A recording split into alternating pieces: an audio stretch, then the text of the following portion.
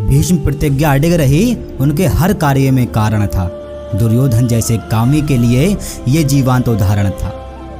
हस्तिनापुर की हिफाजत की खातिर उनका सर्वस्व न्यौछावर था। कुरुक्षेत्र की माटी लाल हुई, शकुनी इसका बड़ा कारण था।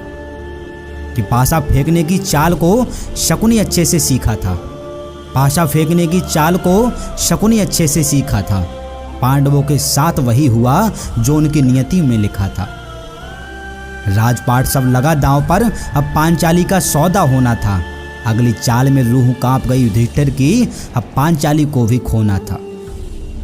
मुझे हंसी इतनी भारी पड़ेगी, द्रौपदी को यह अनुमान न था।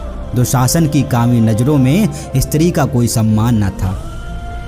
अरे असहाय द्रौपदी को बाल पकड़कर दुर्योधन भरी सभा में लाया था।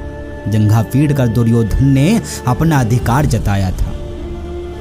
कि भीष्म की नजरें झुकी हुई, गुरु द्रोण भी कुछ न बोले। धृतराष्ट्र पागल था पुत्र मोह में, दुशासन ने लज्जा के पट खोले थे। अरे आंखों में अश्रु लिए पांचाली ने भरी सभा को आज धिक्कारा था। कोई नहीं उठा स्मिता बचाने, कान्हा को आज पुकारा था। अरे लाज बचाने का वीड़ा त्रिलोकी ने खुद ही उठाया था। रोती विलखती द्रौपदी को दर्शन देकर के धीर बंधाया था। अरे भीष्म द्रोण थे जो महान योद्धा, लोग उनको साहसी कहते थे। अबला नारी पर हुए अत्याचार से खुद को कलंकित कर बैठे थे। इस अत्याचार की डोरी का एक सिरा कुरुक्षेत्र में था। इस सारी घटना का वर्णन संजय के नेत्रों में था। अरे जिस द्रौपदी ने भरी सभा में खून के आंसू रोए थे, उसी द्रौपदी ने दुशासन के रक्त से आज अपने बाल धोए थे।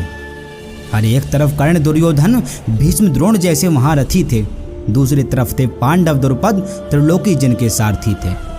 युद्ध शुरू होने का बिगुल बजा, अगले ही पल सब रण में थे। सगे संबंधियों को देखकर अर्जुन करुणा में बदले क्षण में थे। करुणा में देख के अर्जुन को श्री कृष्ण ने गीता का उपदेश दिया था। उनके ज्ञान को मन में भरकर पांडवों ने युद्ध को जीत लिया था। भीष्म पड़े थे बाण शैया पर, युद्ध परिणाम के इंतजार में थे।